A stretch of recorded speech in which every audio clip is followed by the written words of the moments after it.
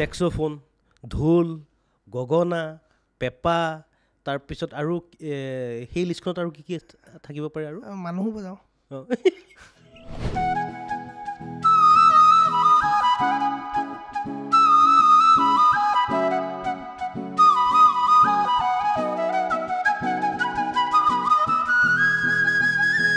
কুকু কুকুলিৰে মাত শুনিলে দেহা পৰে হাত, ঢোলে গৰজিলে মইনা বিহু বিহু লাগে গা।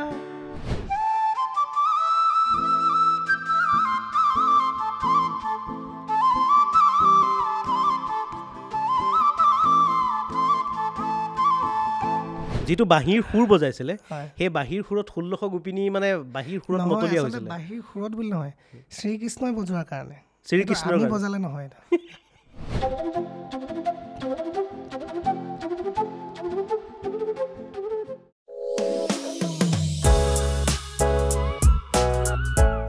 নমস্কাৰ, আমাৰ ভডকাষ্টৰ অন্য এটা খণ্ডলৈ মই অৰূপ মৰাণে স্বাগতম জনাইছোঁ। আৰু আচলতে আজি মোৰ নিজৰে এটা খুব ভাল লাগি আছে,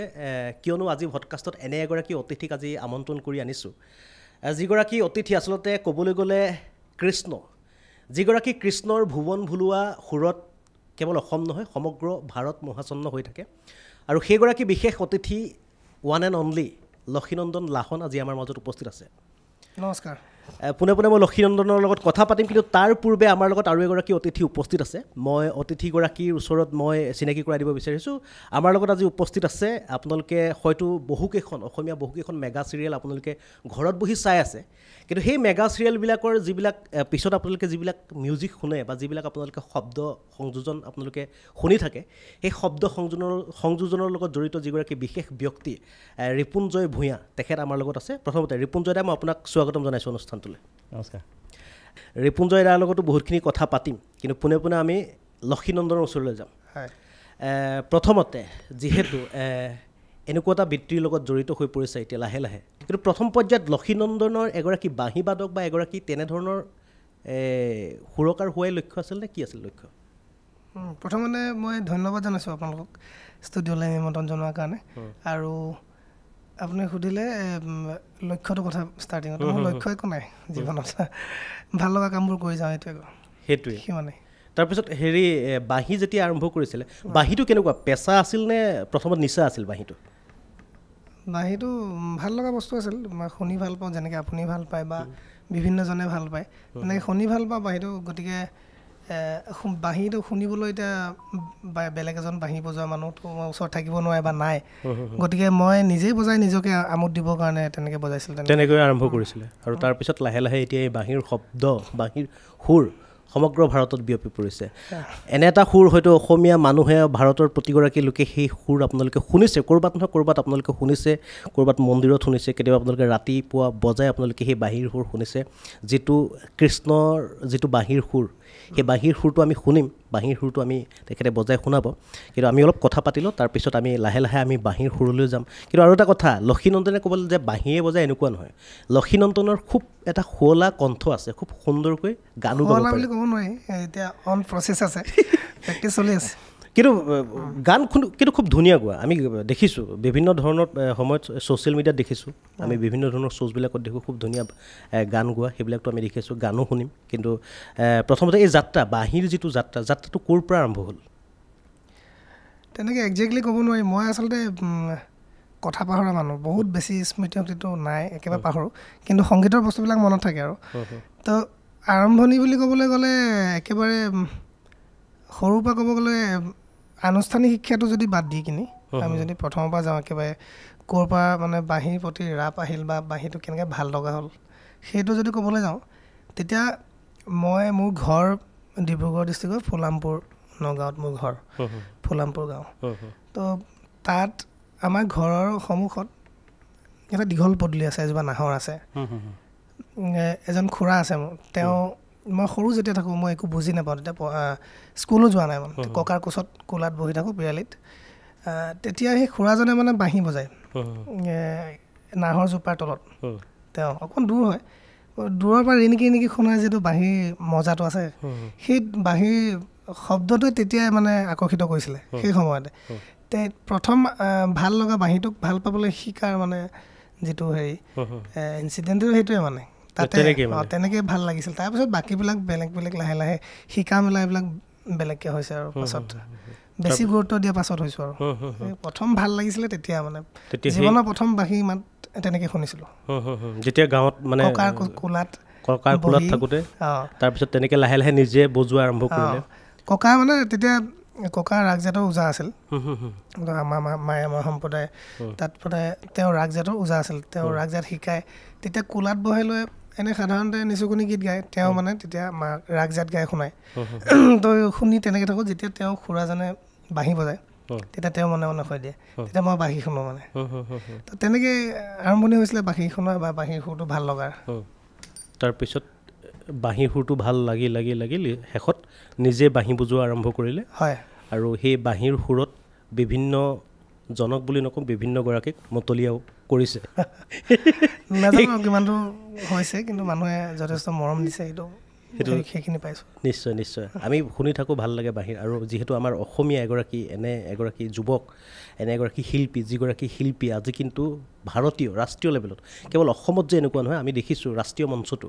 সৰ্বভাৰতীয় মঞ্চটো কিন্তু লক্ষীনন্দন লাহনৰ এটা নাম আছে লক্ষীনন্দন লাহনক কিন্তু বিভিন্ন অনুষ্ঠানত আমি বাঁহীৰ সুৰ দিয়া আমি বিভিন্ন সময়ত দেখিছোঁ কেতিয়াবা লাইভ ষ্টেজতে হওক বা পাপনদাৰ লগতো বিভিন্ন সময়ত লাইভ ষ্টেজত পাৰফৰ্মেঞ্চ কৰা দেখিছোঁ পাপনদাৰ লগত বহু জেগাত গৈছে চাগে পাপনদাৰ কথাটো বাহিৰত পাপনদাৰ শ্ব' কৰা নাই বাহিৰত মই অসমতে কৈছোঁ পাপনদাৰ লগত বাহিৰত ইণ্ডিয়ান আইডল বা সাৰেগামাপা তেনেকৈ কিবা কিবি ৰিয়েলিটি শ্ব'বিলাক কৰি থকা হয় মাজে মাজে এতিয়াও চাগে আহিয়ে থাকে তাৰ সেইবিলাক আহি থাকে কিন্তু মোৰ এতিয়াহে লক্ষ্য হৈছে লক্ষ্য বুলি সুধিছিলে আপোনাক লক্ষ্য মানে এতিয়া এটা লক্ষ্য হৈছে যে এটা সময়ত দীপক শৰ্মাদেৱে বাঁহী অনুষ্ঠান কৰিছিলে অসমত চবেই ভাল পাইছিলে খুব মৰম দিছিলে বেলেগ বেলেগ বিভিন্ন ধৰণৰ মঞ্চত তেওঁক দেখা পোৱা গৈছিলে কিন্তু ক্ৰমান্বয়ে সেই বস্তুটো তেতিয়াৰ পৰা লাহে লাহে কমি আহিলে আজি এতিয়া বৰ্তমান সময়ত ক'ব গ'লে একেবাৰে নোহোৱা নিচিনা হৈছে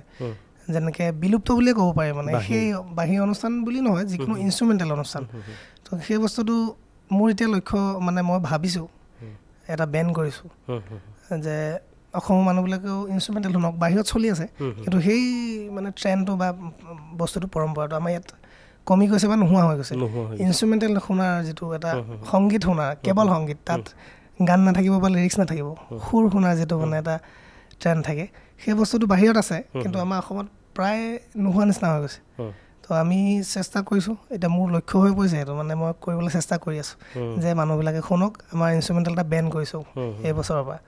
তো বাকী ৰাইজক যেনেকৈ পাৰোঁ আমাৰ গতিকে ফ'কটোতো লাগিবই ফ'কটোৰ লগত আমি সংযোজন কৰি বাঁহী কেনেকৈ শুনাব পাৰোঁ বা গীটাৰ বেছ বা যিকোনো ড্ৰামছ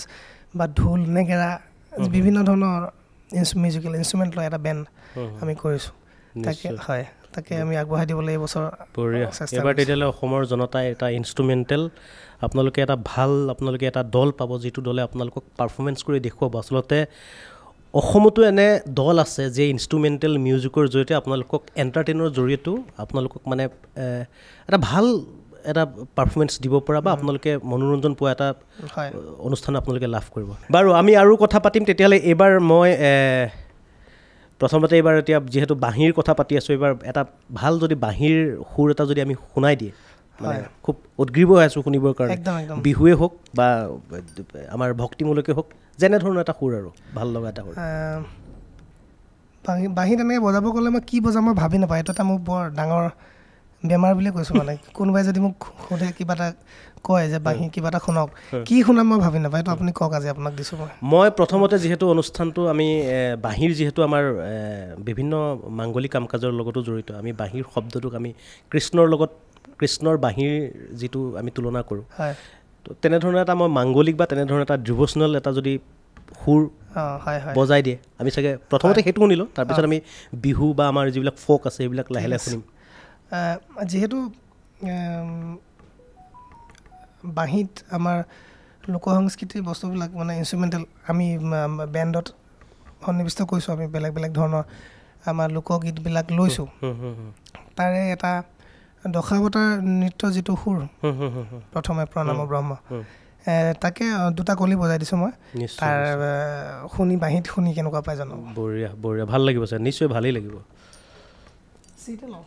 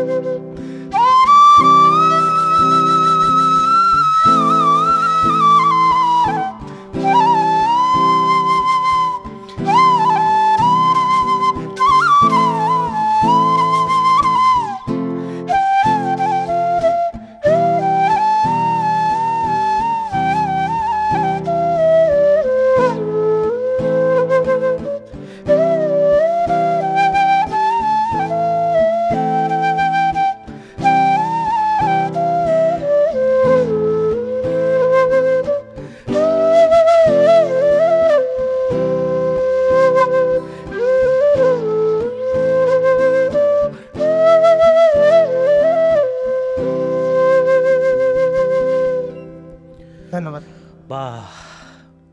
মানে কিবা এটা শান্তি পোৱা যেন লাগিছে যেন একদম ভিতৰৰ পৰা যেন এটা শান্তি অনুভৱ কৰিছোঁ বাঁহীৰ শব্দ আচলতে বাঁহীৰ সুৰত সেইটো শক্তি আছে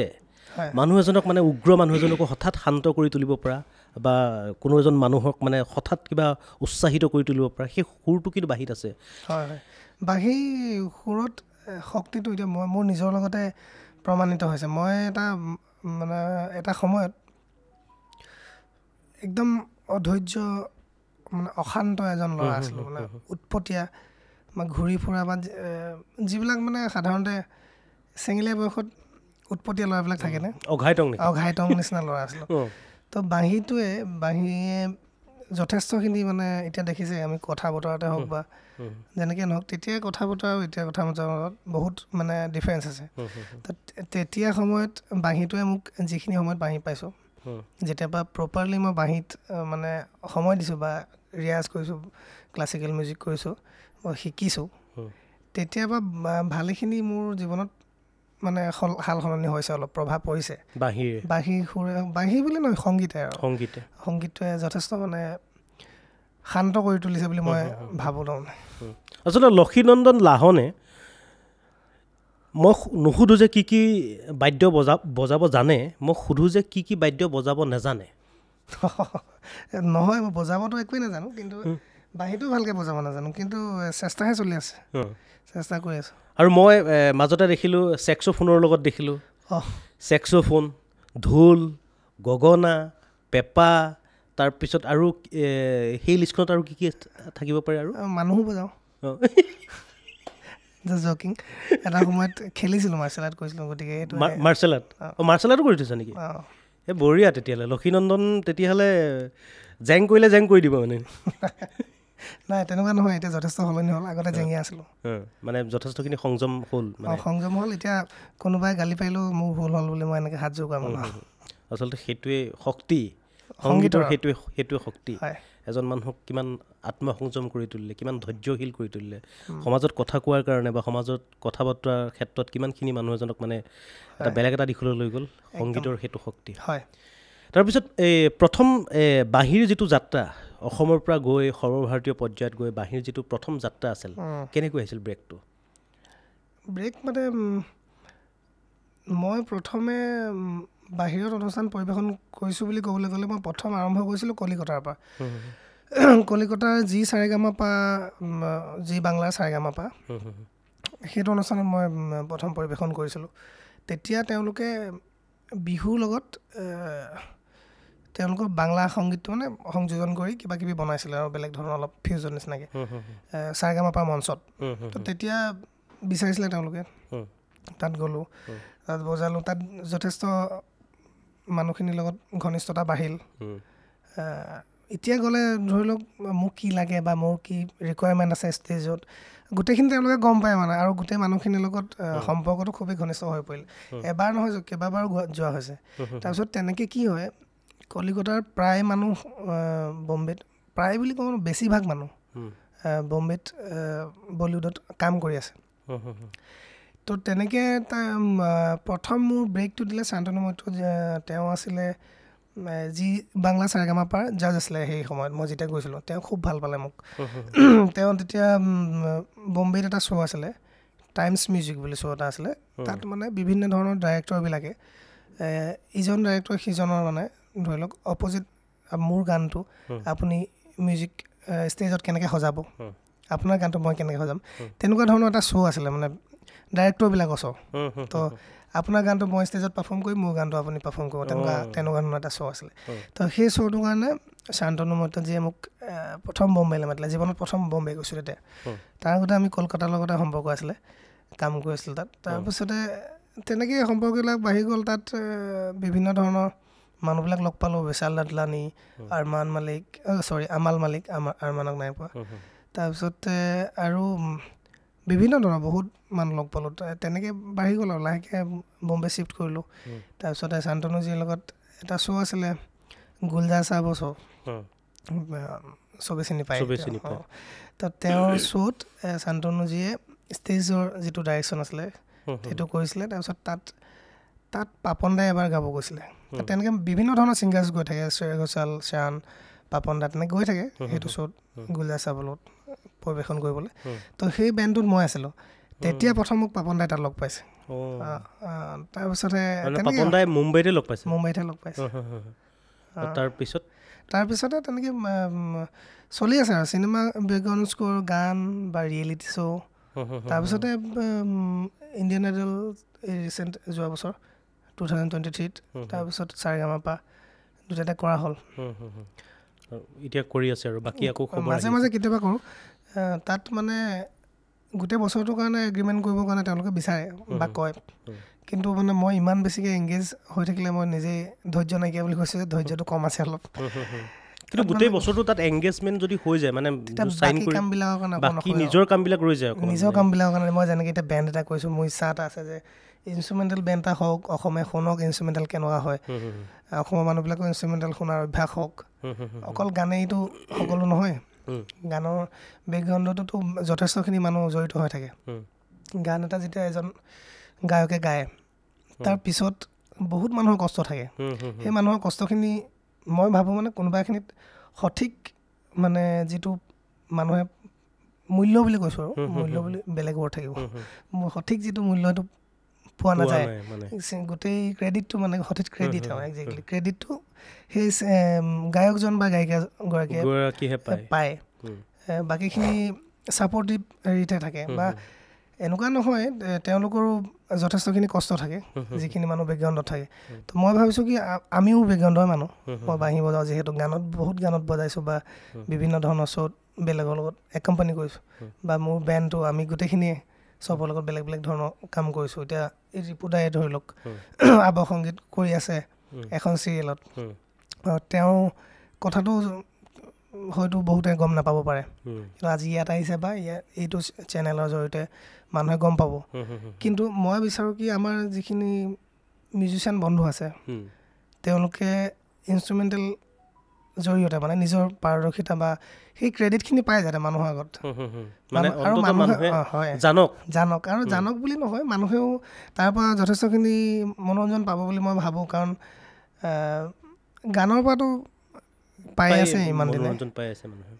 এটা গান যদি এজন অকলশৰে ছিংগাৰ এজনক থিয় কৰাই কিনে ষ্টেজত গাব দিয়ে একো যদি মিউজিক নাবাজে হয়তো সেইটো শুনিবলৈ অকণমান অসুবিধা হ'ব পাৰে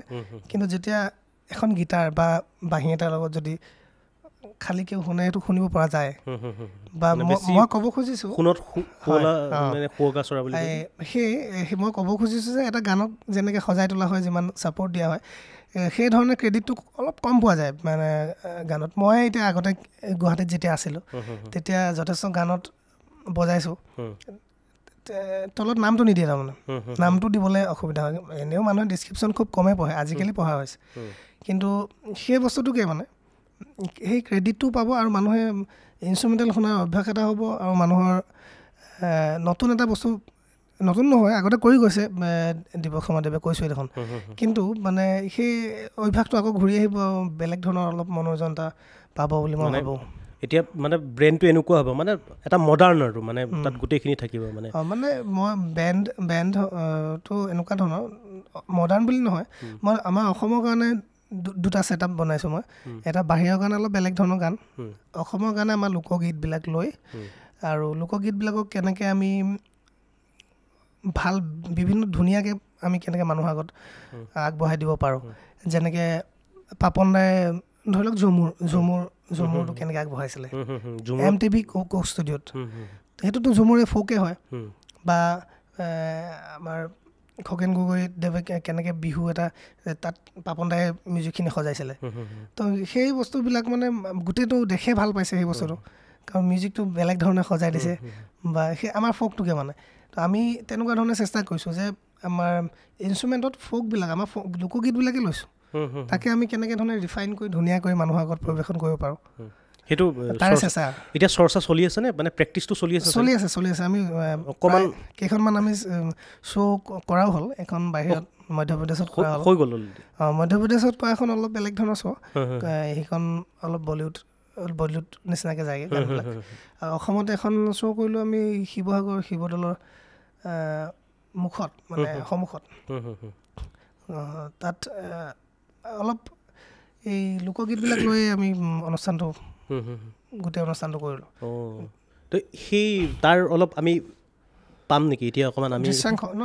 দৃশ্যাংশ নহয় এতিয়া অলপ যদি আমি তেনেকুৱা ধৰণৰ সুৰ যদি এটা শুনিলোঁ হয় আপুনি অলপ আগতে শুনি গ'ল আমি দশাৱতাৰ নৃত্য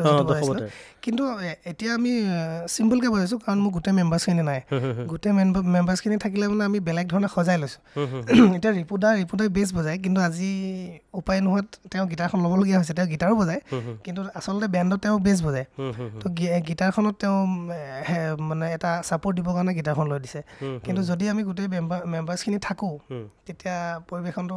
কৰিবলৈ ভাল হয় বেলেগ ধৰণৰ শুনিব তেতিয়া চাউণ্ডটো কিন্তু একেই আমি ফ'কবিলাকে এতিয়া যদি খালীকৈ বজাওঁ ফ'কটো ফ'কেই তো সেনেকুৱাই শুনিব অলপ আগত আমি দশাৱতাৰ যিটো কৈছোঁ তাকো আমি বেলেগ ধৰণে অলপ সজাই লৈছোঁ আমাৰ এটা এতিয়া এটা স্থানীয় যদি ফ'ক মানে আমাৰ যি লোকেল ফ'ক এটা যদি আমি শুনিব বিচাৰোঁ মানে বিয়ানামেই হওক লোকগীতেই হওক টোকাৰী গীতেই হওক দেহ বিচাৰ গীতেই হওক তেনেকুৱা এটা শুনাব পাৰিবা নেকি এটা বিয়ানাম এটা শুনাই দিয়া বিয়ানাম ছুটিকৈ অকণমান বজাই দিছোঁ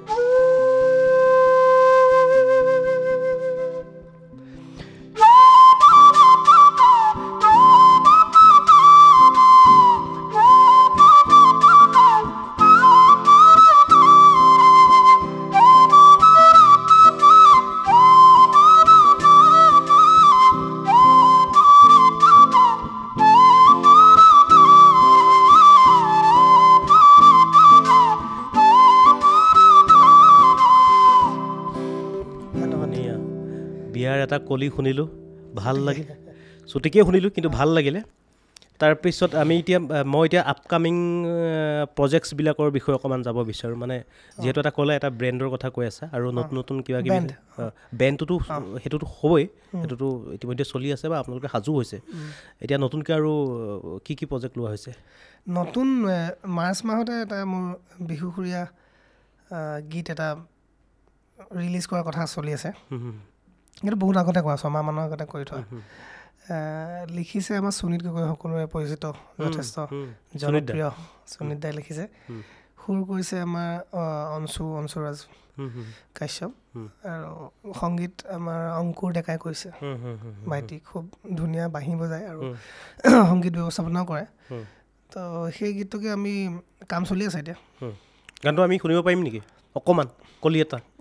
অকণমান পাৰিব কিন্তু বিহু শুনি আৰু বৰ্তমান মোৰ ডিঙিটো মানে অৱস্থা নাইকিয়া হৈ আছে এনেই অকণমান গাই দিব পাৰিম বেসুৰা শুনিব একো নাই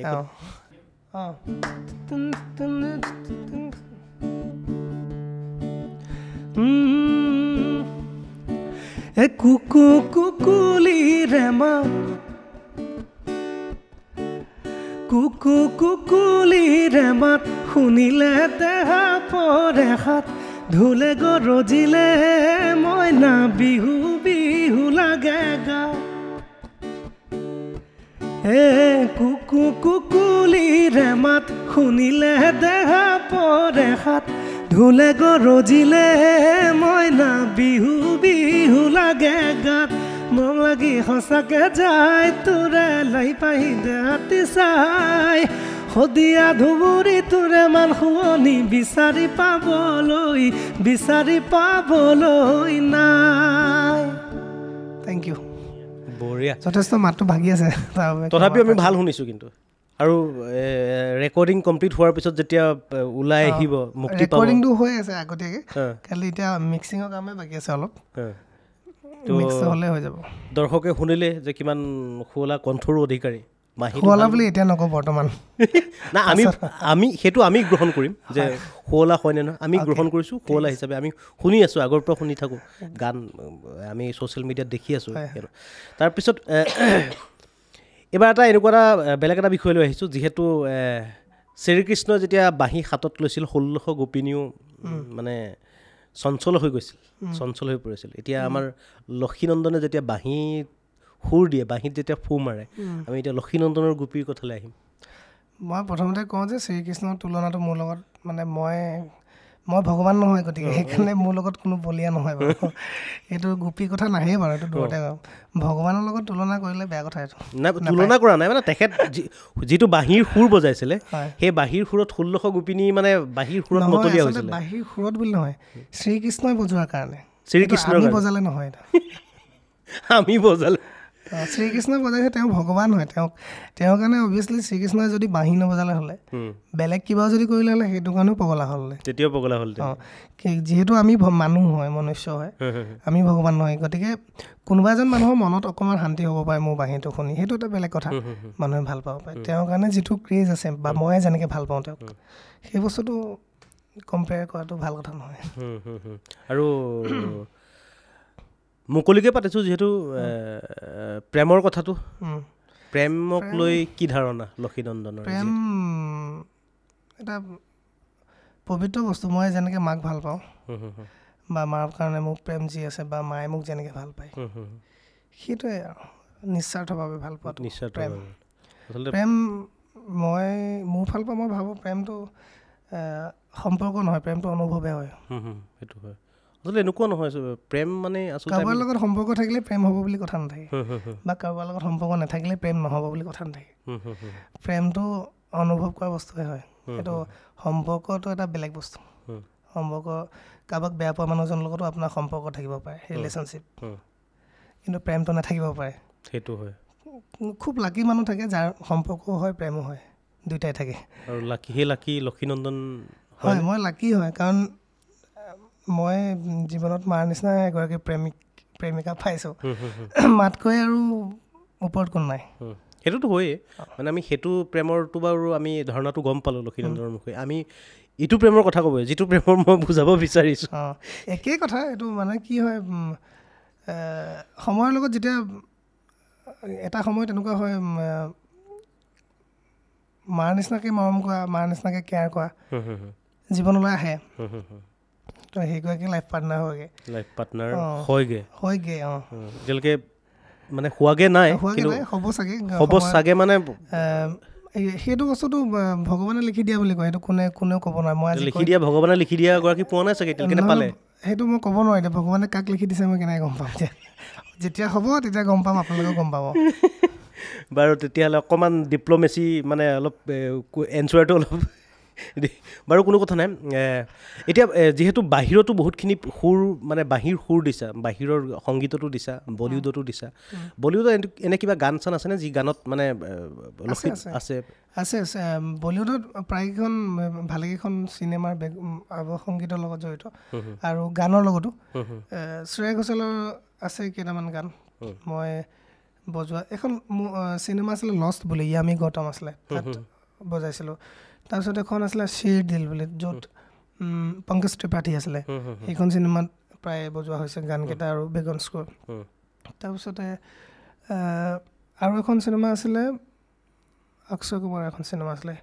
নামটো পাহৰি গ'লোঁ মই এইটো কি আছিলে ৰাম সেতু তাৰ আৱসংগীত তাৰ লগত জড়িত আছিলোঁ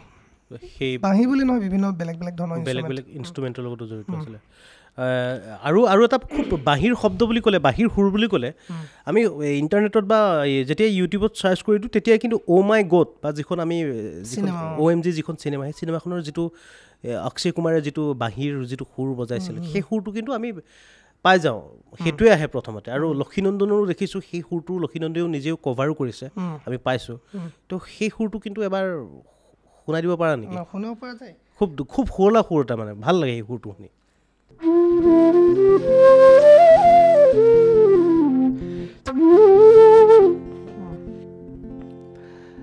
OMG থিমটো মই অকণমান বজাই দিছোঁ মোৰ ধৰণে মই যেনেকৈ পৰিৱেশন কৰোঁ মানুহৰ আগত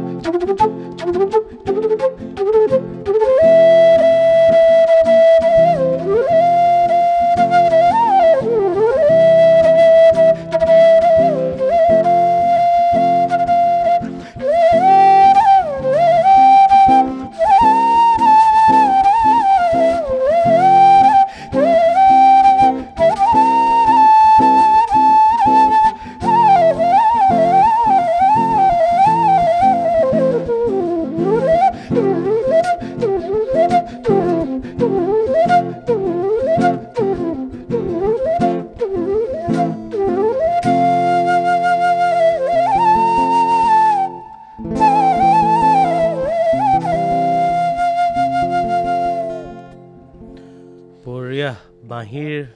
মানে যিটো শব্দ যিটো সুৰ আমি শুনি থাকোঁ সেইটোৱে সুৰ বহুতে ভাবিছে চাগে এইটো সুৰ চাগে এক্টিং কৰি নহয় সেইটোৱে আমি সেইটো যিটো শুনিছোঁ সেইটোৱে বজাইছে ইয়াতে লাইভ পাৰফৰ্মেঞ্চ ভাল লাগিছে আৰু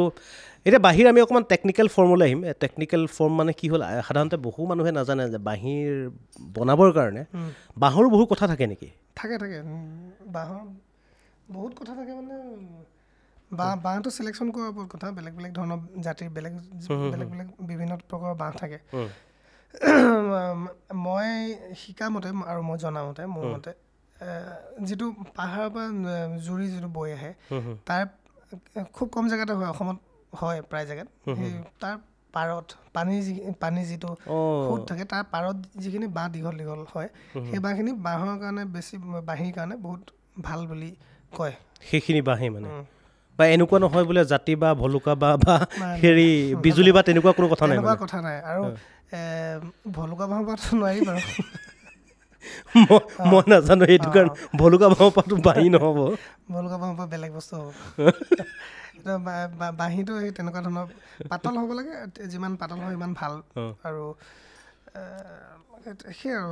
বাঁহটো ট্ৰিটমেণ্টৰ ওপৰত কথা আছে বাঁহ কাটি অনাৰ পিছতহে আচল মানে কামটো হয় বাঁহটোৰ লগত ইমান বেছি কথা নাই মানে সেইখিনি বাঁহ কাটি আনি তাকে বিভিন্ন প্ৰকাৰে বহুত সময় লৈ কিনি বেলেগ বেলেগ প্ৰচেছ আছে যেনেকৈ বাঁহটো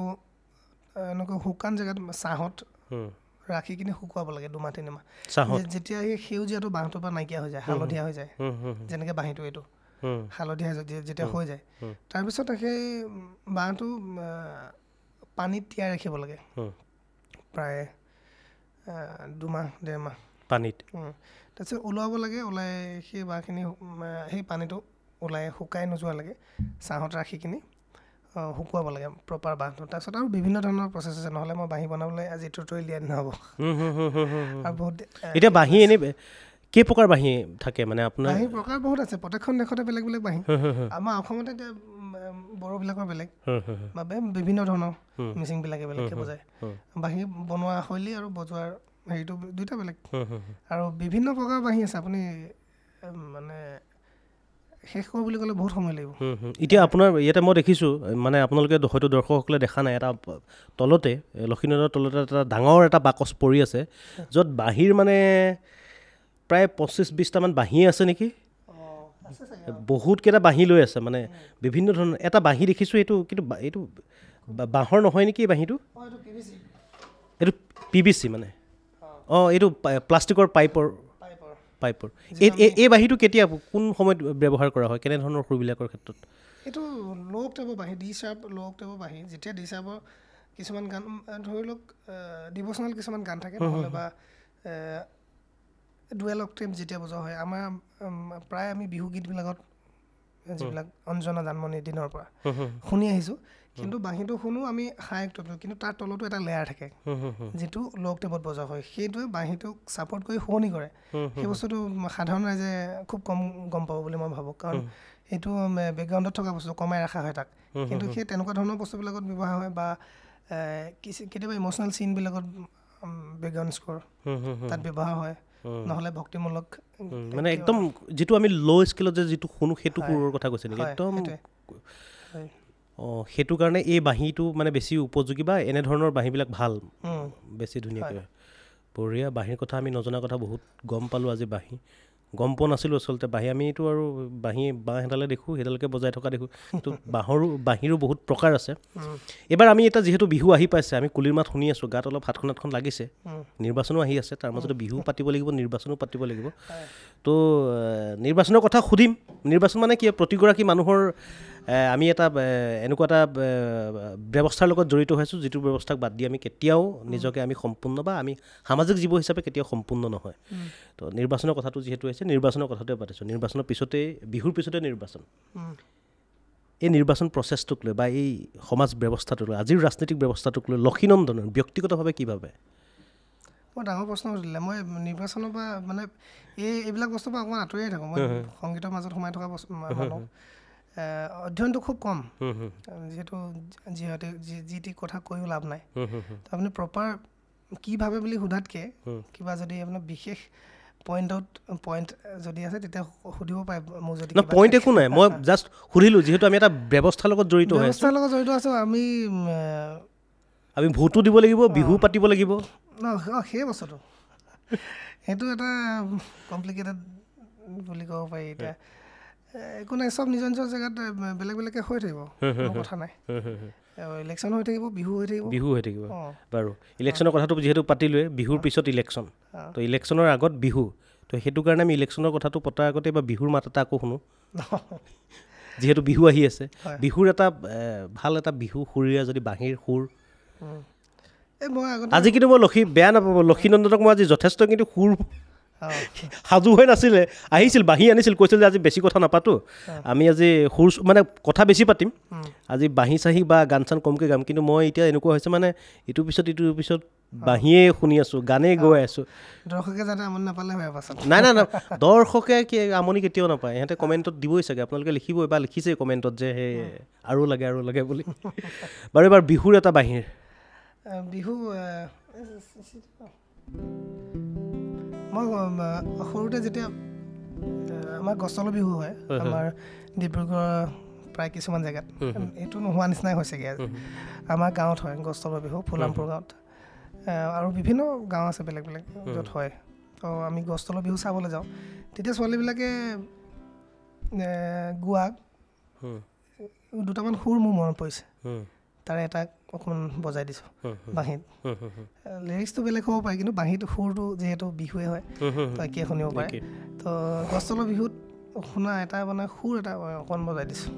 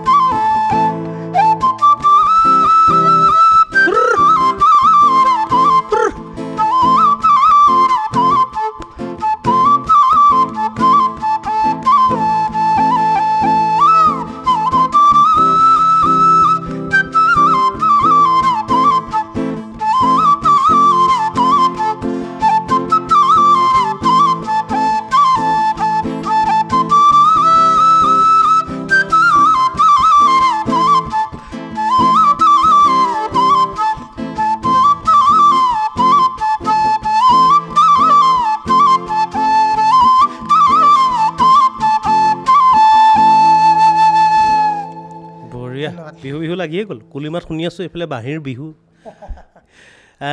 যিহেতু আমি অনুষ্ঠানটো শেষ কৰিব লাগিব অনুষ্ঠানটো আমি বেছি দীঘলকৈ দিবও নোৱাৰোঁ আমাৰ সময়ৰ বাধ্যবাধকতা আছে আমি অনুষ্ঠানটো শেষ কৰিম কিন্তু অনুষ্ঠানটো শেষ কৰাৰ পূৰ্বে লক্ষীনন্দনে বিহুৰ পূৰ্বে অসমৰ জনতাক কি ক'ব বিচাৰে নিজৰ ফালৰ পৰা মোৰ ফালৰ পৰা বহুত বহুত শুভেচ্ছা কেইবাবছৰ আমাৰতো মাজতে বন্ধকে গ'ল বিহু দুবছৰ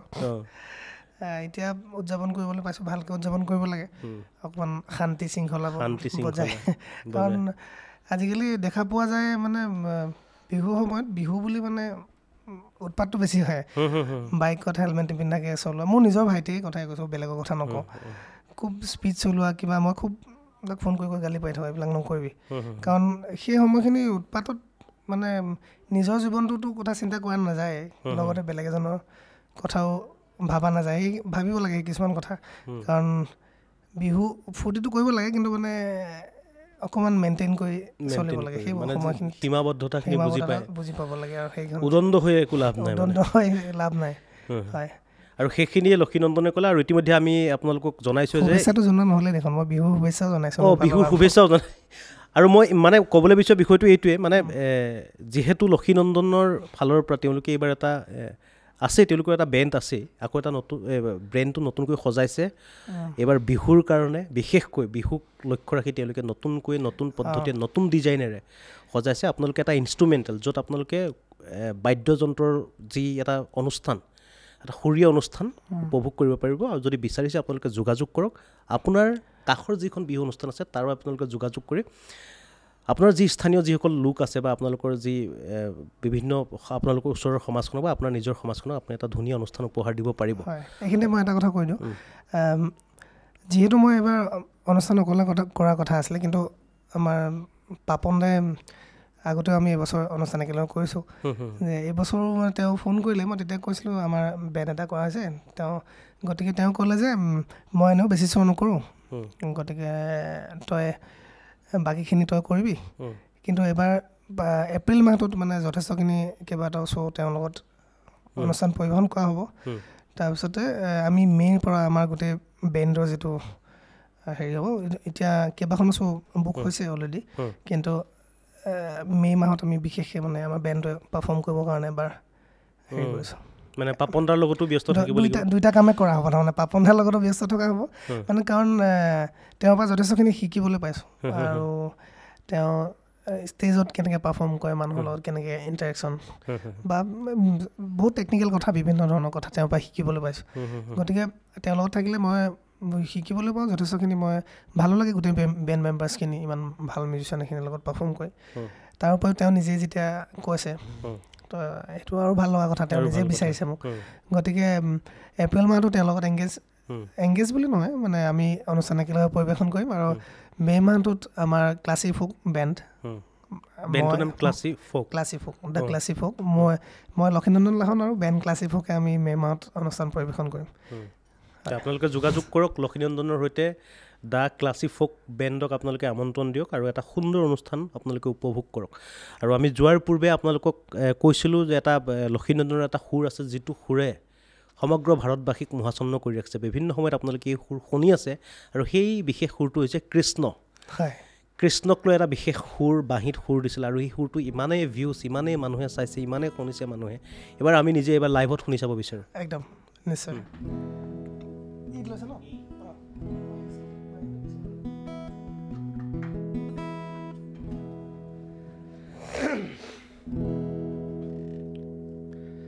যিহেতু আমাৰ ওচৰত এতিয়া মিউজিচিয়ান আৰু আমি বহুত টেকনিকেল বস্তু অলপ অভাৱ আছে গতিকে আমি যেনেকৈ পাৰোঁ ৰকে আমি ৰাখিবলৈ চেষ্টা কৰিছোঁ কৃষ্ণা থিমটো অলপ বজাই দিছোঁ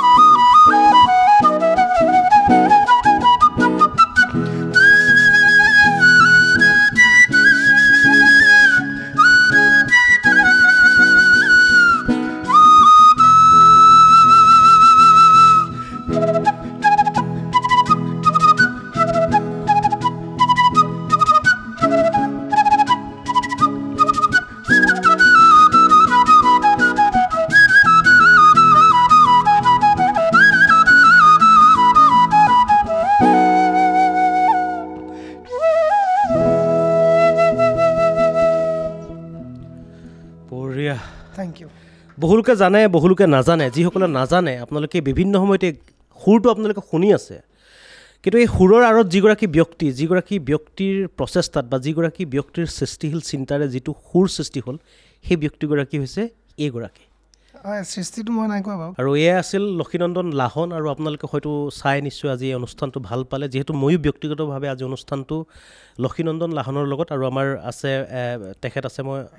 ৰিপুঞ্জয় ভূঞা ৰিপুঞ্জয় মই আপোনাৰ নামটো পাহৰি গৈছিলোঁ আকৌ এবাৰ ৰিপুঞ্জয় দাইৰ লগত কথা পাতি বা লক্ষীনন্দনৰ লগত কথা পাতি মই আজি নিজে সঁচাকৈ ভাল লাগিল আৰু আপোনালোকে এনেধৰণৰ যিসমূহ অনুষ্ঠানবোৰ চাবৰ কাৰণে আপোনালোকে চাই থাকক আমাৰ এই ভডকাষ্ট অনুষ্ঠানটো আৰু এই ভডকাষ্ট অনুষ্ঠানটোৰ পৰা মই অৰূপ মৰাঙে ইমানতে বিদায় লৈছোঁ ধন্যবাদ